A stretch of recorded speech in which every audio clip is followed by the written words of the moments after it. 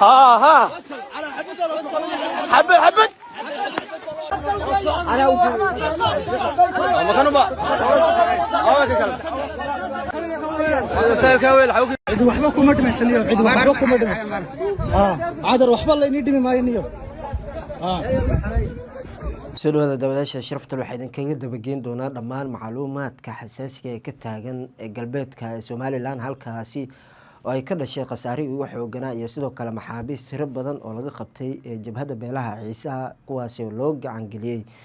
beelaha Samro iyo sidoo kale kuwa maamulka Soomaaliland ciidamada Soomaaliland oo dhaqdhaqaaqyo aad u culus ee ka wada gudaha deegaanada ee maamulkaasi iyo sidoo kale ka hortagyo maxaabiis dhowr ah la kala qabsaday iyo arrimo kale oo xasaasi ah ayaa halkan kula wadaagaya daawadayaasha sharafta leh marka hore nagu cusubtahay nagu soo biir like gareyso share garey muuqaalka saxaabtaada si gaarsii mahadsanid aynu gudagalno gudaha maamulka Puntland ayaa ka socda dhaqdhaqaaqyo iyo sidoo kale xiisado aad u culus iyadoo halkaas laga cabsi qabo in mar kale uu ka qarxo dagaal dhexmari kara maamulka Puntland iyo sidoo kale dowladda federaalka Soomaaliya ciidamo taabacsan ee maamulkaasi Puntland ayaa la sheegay in qaybo kamid ah waqooyiga gaalkacyo ay ka muuqdeen kadib markii halkaasi ay gaareen ciidamo ka tirsan dowladda federaalka Soomaaliya iyo safarkii hore madaxweynaha Soomaaliya Xasan Sheekh Maxamuud waxaase la sheegay in ciidamadan ay ku dhow yihiin isla markaana ay dhaqdhaqaaqyo culus ka wadaan gudaha deegaanada ee gaalkacyo gaar ahaan gobolka Mudug halkaasi oo laga cabsi qabo in dagaal uu ka qarxi karo iyadoo la sheegay in dowladda maamulkaasi Puntland ay kordhiyeen ciidamada maamulkaasi oo howlgalka ay ka wada ee gobolka Mudug sidoo kale waxaa la sheegay ciidamo oo hor leh in xalay ay gaareen gobolka Mudug halkaasi oo iyaguna dhaqdhaqaaqyo kale ay ka wadaan ee deegaanka iyadoona la sheegay inay wali maamulka Puntland ay qorsheenayaan inay ay sidoo kalena la sheegay inay ku raad joogaan ciidankii ka baxsaday gudaha maamulkaasi ee Puntland ee BSF iyo sidoo kale ciidamadii kale ee taabacsanaa dowladda federaalka Soomaaliya hogaamiyaha maamulka Puntland Saciid Cabdullaahi Dani oo dhawaan hadlay wuxuu sheegay in marnaba aan la aqbali doonin dadka doonaya inay qalalaas ay ka abuuraan gudaha maamulkaasi isagoo sidoo kale sheegay inay jiraan shakhsiyaad abuuraya xiisado culus oo doonaya burburka maamulkaasi Puntland ciidamadii ugu badnaa ayaa mar kale gacanta lagu soo dhigay isla markaana ay ka tirsanaayeen jabhadaha kuwaasi oo la sheegay inay gacanta lagu dhigay kadib dhaqdhaqaaqyo sidoo kale xiisado aad u culus dagaal ka qarxay halkaasi ay ku dhinteen kaasoo dhaliyay khasaare aad u xooggan waxaa la sheegaa in khasaaraha uu dhaliyay burbur aad u xooggan sidoo kalena uu geystay khasaarihii ugu badnaa ee halkaasi ka dhasha iyadoona laga soo tabinayo xaalado iyo sidoo kale dhacdooyin murugo ku abuurta deegaanka isla markaana ay yihiin kuwa halis ah kadib markii ciidamo taabacsan labada dhinac ay halkaasi isku farasaareen kaasoo geystay khasaare aad u xooggan isla markaana ay ka dhasheen burbur hantiyadeed iyo sidoo kale dhimashada oo kor u sii laaftay labada beelood ee walaalahaas Samaroon iyo Ciise waxaan leeyahay nabad baa naas nuuga leh wiil iyo abtigi baa tihiin waan ka xumahay ayaan darada waalidii 2023 Soomaaliland ka dhex dhacday inay 2026 mar kale goboladii nabad iyo barwaaqada ahaa ee galbeedka ay ka qaraxday waxaan idin leeyahay codeer idin ku leeyahay oo hadal adag idin ku leeyahay waalida ninkii soo maraa laga wareystaayo colaad annaga soo marnay kala kaamaysaan isku tirmaysaan nabad baan idinku rajaynayaa inta taladu dhowdahay ee aan inta ka badan inaga dhiman oo meel laga soo qaban kara aanay gaarin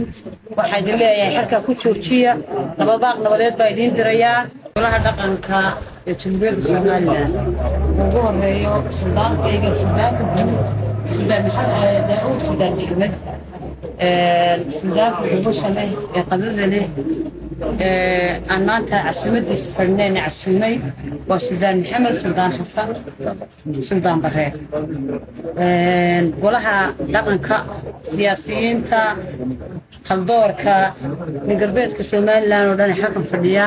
dhamaantii waxaan ku salaamayaa assalaamu calaykum waraxmatullaahi wabarakaatuh marka hore waxaan kaga faa'iideysanayaa waan halkan tacsiin uga dirayaa walaalkay xildhibaan maqtal oo inta aan madax joognay loo soo sheegay geerida hooyadii Allah u naxariistaan ku leeyahay xildhibaan walaal hooyo ilaahay samir iyo iimaan saadaqa ay naga siiyo iyadana qabrigeeda ka dhigo beer kamid ah beeraha jannada su'aalahana allah fududeeyaan leeyahay fariinteeda labaad waxay noqon doontaa nabad aan u dirayo galbeedka Soomaaliland labada beelood ee walaalaha ay ku dagaalamayaan labada beelood ee walaalahaas Samaroon iyo Ciise waxaan leeyahay nabad baan naas nuuga leh wiil iyo abtigii baa tihiin waan ka xumahay ayaan darada waalidii 2023 Soomaaliland ka dhex dhacday inay 2026 mar kale goboladii nabad iyo barwaaqada ahaa ee galbeedka ay ka qaraxday waxaan idin leeyahay cod dheer idin ku leeyahay oo hadal dad idin ku leeyahay waalida ninkii soo maraa laga wareystay colaad annaga soo marnay kala kaamaysan isku firmaysaan nabad baan idin ku rajaynayaa inta taladu dhowdahay ee aan inta ka badan inaga dhiman oo meel laga soo qaban kara aanay gaarin waxaan idin leeyahay halka ku joojiya nabadeed baa idin dirayaa waxaan idin leeyahay madashan oo labada suudaanka guud joogaan maanta horta waa abtirsanayaa waxaan arkay qoliyo tolkaya daarood iyo Soomaalida kale oo la fiigo gabadh xididkeedu tagtay horta bartanka marka la kala qaybiyo barbaaniga reer Sheekh Saab waxaan ahay aniga ayada hooyada dhashay waa gabadh reer ooga waa gabadh garxajisa waa gabadh habaryoonisa waa gabadh saacadyoonisa anab goox sugla way la yiraahdaa gowsa weynay joogtaa ilaahay cimri dheer iyo caafimaad baan u weydiinaa abtiyaday hooyaday la walaali ilma Axmed Barre waa niman habar jeclaa oo biciida oo Cismaan Illah iyaga ilma Axmed Barre la yiraahdaa waxay joogaan ceeraf weyn oo ay degan yihiin dhinaca kale gabadh Muuse Ismaaciil Cabdulle Xamdaan ka ay xagga ceergaabo xagga kale oo way xaajido Ciise Muuse dalay horta dii labadeeda waxood la qaybiyo wax ba isaaq waxaan idin qirayaa oo aan halka ka qirayaa gobonimo iyo xurmo gabadheed iyo nasabnimo inay agtiina tahay mala inta badan meelaha qaar aan dadka kaga gobaysnahay oo aan colaadna qaandabadna qaandunta xariirta ka watan idinka iskala reesha saaqo gaar ahaan xigsiga qaale waalidiin mahad celinaya waad sharfantihiin hadda yaan dawladda reerka la isku qaadin waligeeda reerkaygu saas u jeclaa tuugta igu sideen jiray ama xukunka ka joogaan ama banaan jooga ahaadeen si guud bay ku mahad celinaya inaan tiray goosha qaranka u baxnaa waxaan leeyahay caddo guda waan weynaayaa tilmaan araga sunta salaxlay waxa laga sugayaa walqashi magacii goosha qaranka afdan bi salaamaya dhamaantii inaan shantaadu ka celin sharci kaamil celiyo tolkay saaka waad cibaadaysateen lama arag iyo lama maqal baad digteen inigu maalay saaka naxaabiistii ay shaca ka timid ee doonaysa shalay inay lug haya sawir ku gasho saaka meedkoogu waa waran yahay haadka cibaadaystay haadka iska daa aadame haadka saaka cibaadaystay malaha waa layna ilaaway haddaynu gadabuursinaa waa layna ilaaway 40kii durkiyaad haddaan gadabuursinahay 40 nin bay ahayd wixii gadabuursi isaaq ka dhex adeegtay ee ciise ka dhex adeegtay ee oromo ka dhex adeegtay ee amxaar ka dhex adeegtay ee Soomaali meel ay joogto wajiga ay gelin weyday 40 nin oo gadabuursi baa ahayd عليكم ورحمة الله وبركاته مالي ونعكسن طولكي قدر بورسي قولي قبنمو عباديسان عندي كوها يدني به ويقول علن عياره وعباديستين ساكا شبهدي أي شعه وحكون عين لما أرق يلا ما مقل راوع تربيل لمرشدو تربيل نحابيستو تربيل لما ملاي سنكروه ساكا وحكون عين شبحو جنبا سوغاري ساكا ميتكو بساسورين حجيده haadka ku dhacay haadka ayaa midkooda saaka ku dhacay naxabiista laga hayay tirabeel dimashadu tirabeel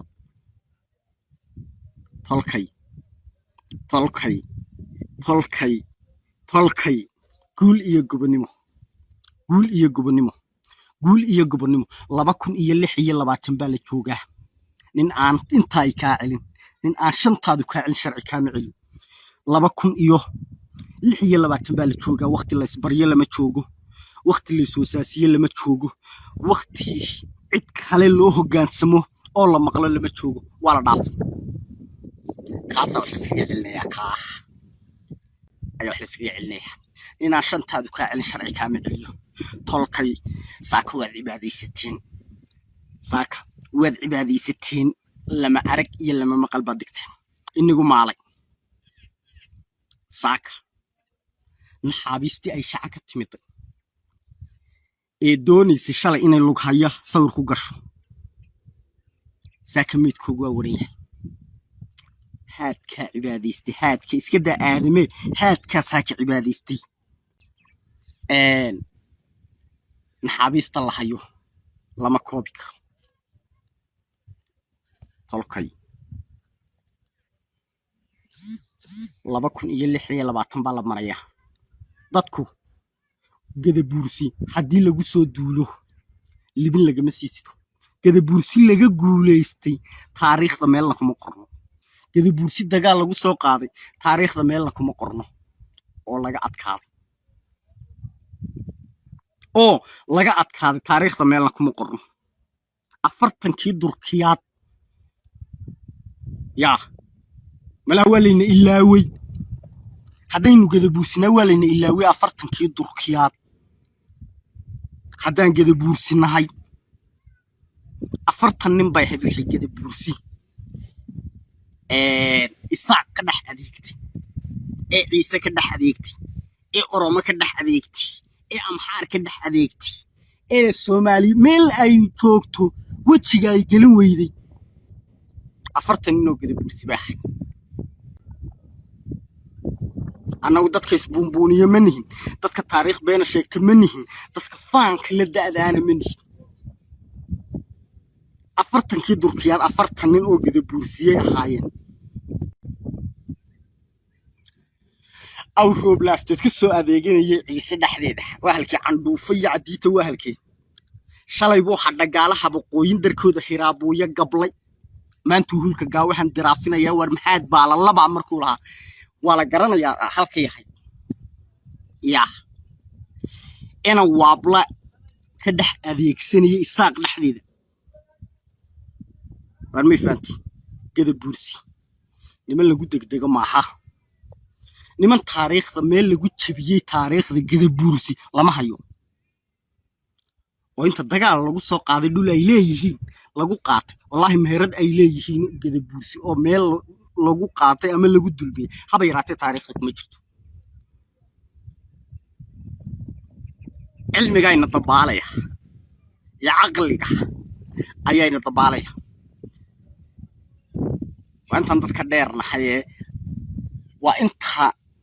maanta ay ina moodeen cid kastaalay dhul lagu socon karo oo dadkooga la qaadan cilmiga iyo aqligu markuu ku dabaalo waa inta kali haati ee ay u qabaan dadaan waxba iska celin karin dadaan dagaalami karin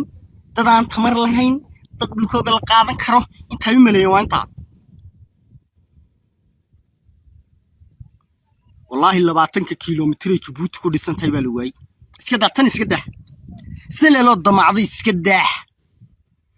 awal baan farba ku soo cabtay awal baan farba hoog iyo balanbal ku soo leefsiisay awal baan farba dhulkaagii qaadatay haday kula jilecsanaadeen gadabuursi oo islahayd ku soo soco 20 kiiloomitir ay ka dhisantay Djibouti yaani gacantaada ka bixin يعني قعنتادا كبخ تولكينا waxaan leeyahay guul iyo gobonimo sharaf iyo karaamo iyo cisi ku noolaada kaasna ku cilbax nina shantay ka celin sharci kaami celiyo